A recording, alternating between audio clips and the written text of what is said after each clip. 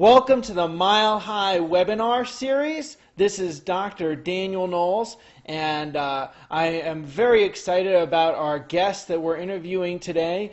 And remember, the Mile High Chiropractic Movement Weekend is coming up August 22nd to 24th, just a few weeks away. And you can register at www.milehighchiro.org.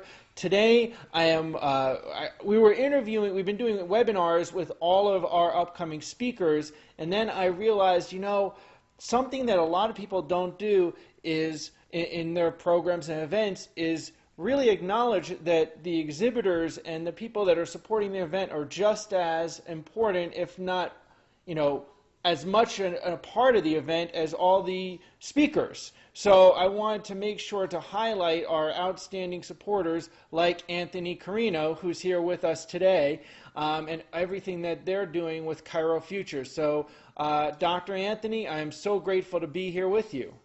Well, thank you for having me, Dan. I'm excited to be here this morning myself. Yeah, and this is two people here on the line that have extremely dogged perseverance for chiropractic, as you can tell by the hour we spent on technical support trying to get this going. Yeah, like I said before, sometimes I have problems turning on the computer in the morning. I know, we got to stick to spines, right, instead of keyboards. Exactly. I'm really good at that.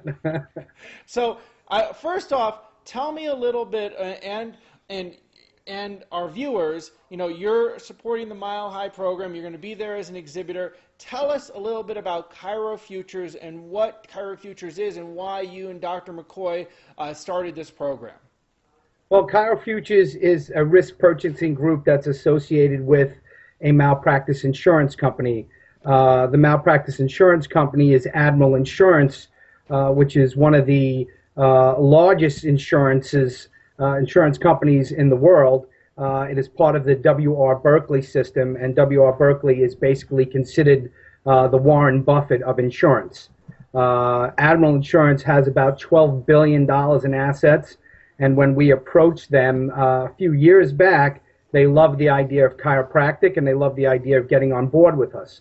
We have an insurance administrator in Arizona, Sonoran International. They've been administrating insurance for 35 years.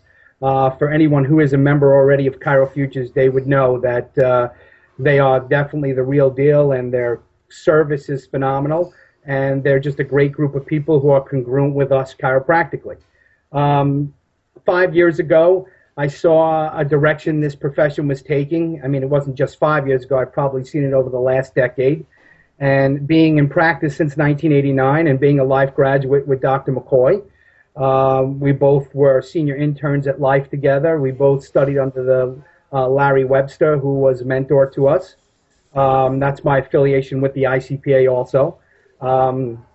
We basically saw a big hole in our profession, and the hole was research. We had done our due diligence in regards to low back pain, neck pain, musculoskeletal disease, injury, athletic training, rehabilitation, and it was really a very musculoskeletal oriented paradigm, and it looked like that's where the movement was going.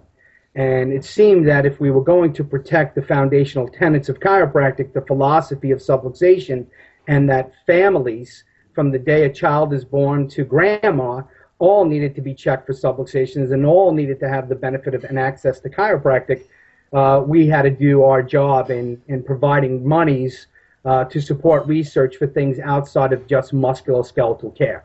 So that's why we got together and created this, and we were very fortunate because the company that we have right now is a monster of a company, and we are the fastest growing entity in the 79 different companies that they have in insurance right now in the overall corporate view of them. So when we sit with the lawyers and the administrators, they are so excited about what we're doing in ChiroFutures, which is a very unique arrangement because you have a multi-billion-dollar insurance company here who's now finding that we're for real as doctors, we're for real as chiropractors, and that what we have to say is very consistent with what's missing in the healthcare model today. And it's, and just one other thing, Dan, and because of the safety and efficacy of what we do, and that our track record as far as safety is so unique to healthcare, it was a no-brainer for them. And so we're doing our best to move that whole movement forward. Absolutely, and I am very excited to see vitalistic practitioners flock to ChiroFutures for their coverage, because they're making, they're showing their they're using their feet to show where they need to put their energy, and walk into where who's going to really serve them the best. And that's what has to happen in our profession. The vitalistic-minded practitioners have to be together on those kinds of things. And I'm also happy to see that Sherman College is now. You guys are now insuring Sherman College. So there's, I believe that's one chiropractic, the only chiropractic school that you guys are insuring. Is that correct? At this time, yes, correct. Which is excellent. It's a good start, and I'd like to see more schools do that in the future, and so that everything's in alignment. And I am a big supporter. One of my very foundational values, as I know is yours, is that chiropractors have to put their time, energy, finances towards organizations, entities that are in alignment or congruent with their values. And when they're not doing that, that leads to the destruction that we see in the profession. Yes, and I totally agree with you. And that's one of the major reasons why we're big supporters of Mile High. It just makes perfect sense to be congruent with the people who have the philosophy of this vitalistic movement. Vitalism is, I think, something that really scares the healthcare model, because it really creates a much more consistent relationship between the doctor and the patient, where the patient now feels that they're part of a team rather than being told what they should be doing or not should be doing. And so when you have patients who understand that chiropractic is not this short-term fix of back pain, although many will get tremendous relief from chiropractic care and try to look at it from that medical model of traditional care of, you come in with a problem, the problem gets treated, the problem goes away, and so the patient goes away and forgets about that they have to take care of themselves and maintain themselves.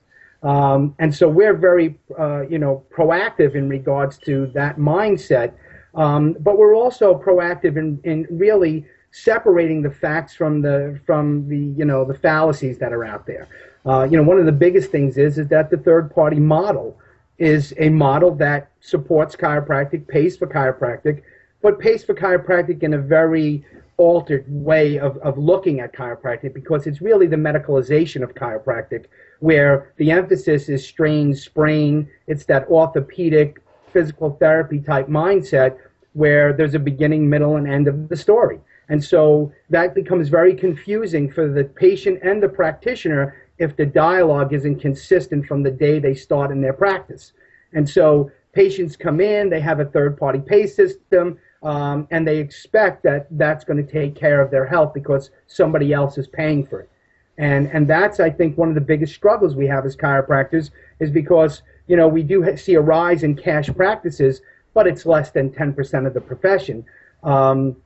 This third-party model really has to be looked at for what it is. It is a model of care that's based in sickness and disease and the relief of symptoms and the improvement of functional capacity and getting people back to where they were prior to experiencing the symptoms that they presented with.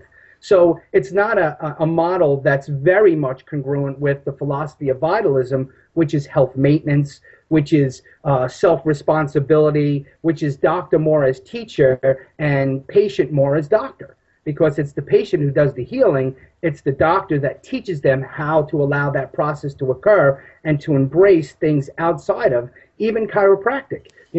There are chemical ends of health, there are physical ends of health, there are emotional ends of health. And what chiropractic does is it brings that all together, and it allows a very congruent understanding of a philosophy of health maintenance as opposed to sickness and disease treatment. Absolutely. And two other quick questions. One is, I wanted two last quick questions.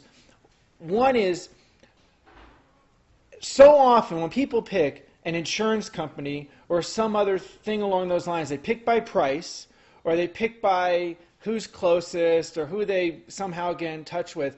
And that really isn't a vitalistic thinking, because you're putting your energy towards something that may not be in alignment with your values. Versus when you're talking about something like malpractice, and malpractice, a lot of doctors don't realize it. You're practicing in the U.S., you have a license. Malpractice is a very real thing, and we don't want to put too much focus and energy to manifest that in our lives, right? But you want to make a choice to be with people that have the same values as you, that are going to defend your style of practice, because that's where they're coming from. That you're not just picking a company, but you're picking someone like you that's going to have your back, so to speak, because you're in line with those values. So I would like people to get to know you and Dr. McCoy a second. If you can just briefly run through what's your background in chiropractic and McCoy's background in chiropractic, and the great things that you're doing, so people know that, hey, these are the people that are on my team that I want to support, not just go to some company. Well, I could tell you right now, if you don't know who Dr. McCoy is, then you've been in a cave somewhere. I really feel that Dr. Matt McCoy is one of the greatest minds in our profession. And, you know, he's a very dedicated professional to the chiropractic profession. He's married to a chiropractor. He practiced for 15 years before he went back and felt that his road, his future was getting back to research, getting back to teaching the young students about the realities of being a chiropractor in the United States, or just being a chiropractor on a day-to-day basis. And so if you've asked any life graduates who've had Dr. McCoy, most of them have probably disliked him or maybe even hated him in their last year, because they have to get through him. But everyone that I meet afterwards say it was, thank God for Dr. McCoy. And, you know, he's an editor of four of our chiropractic journals. He is the head of JVSR. He is a professor at Life, and like I said, he teaches clinical diagnosis. He teaches the whole, basically what you have to get through documentation-wise, clinical diagnosis-wise, to get out of school. And he is not an easy class. I think they actually have to be with him for the entire last year of their careers at Life. So that's Dr. McCoy, as well as just being someone who wakes up every day and thinks nothing but chiropractic, which is extremely unique today. He's a throwback. And Matt and I both went to school together at Life. We were senior interns together. We graduated together. And we're both from New York. We're both from the Long Island area. Matt moved down to Florida, practiced in Florida, where I came back to where I grew up. Matt now lives in Georgia and is, like I said, is working at Life University. Myself, I was a Life graduate in 1989. I was mentored by late Dr. Larry Webster, who was considered the grandfather of chiropractic pediatrics. I was one of the founding board members of the International Chiropractic Pediatric Association, which is now over 4,000 members strong, and most likely the largest alternative pediatric healthcare organization in the world. And you know, it is congruent with everything that I do with ChiroFutures, is what ICPA is. ICPA is all about educating the public. It's about educating our doctors to just be better doctors. And it's all about the training of taking our doctors out there and really teaching them what chiropractic is, not from a medical standpoint, but from a chiropractic standpoint. And vitalism is the foundation of what the ICPA philosophy is. So I took from there, from 1993 of being the board member and teaching on the Diplomate program. I've been teaching now for almost 10 years.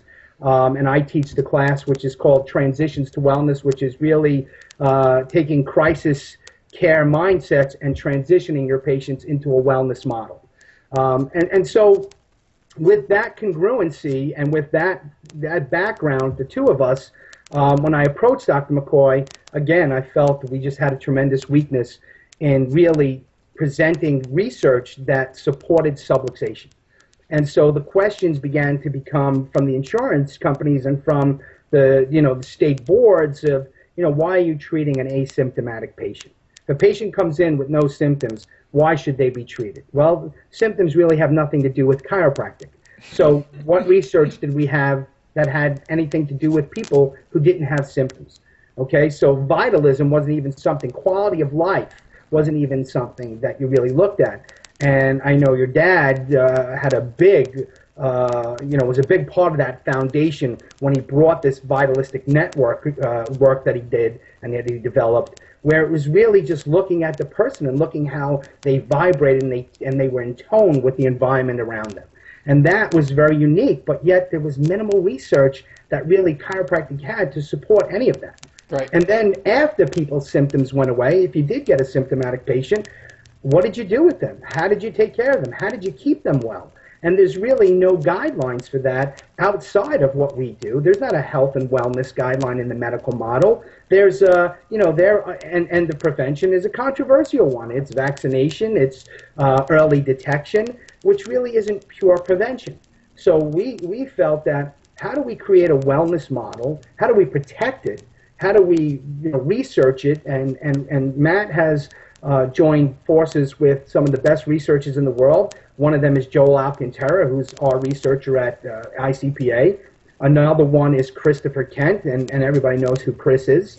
And so the consistency of that, the next step only was, okay, so how do we protect these practitioners? How do we say, you know what, we understand where you're at. We understand what vitalism is. We understand what health maintenance is.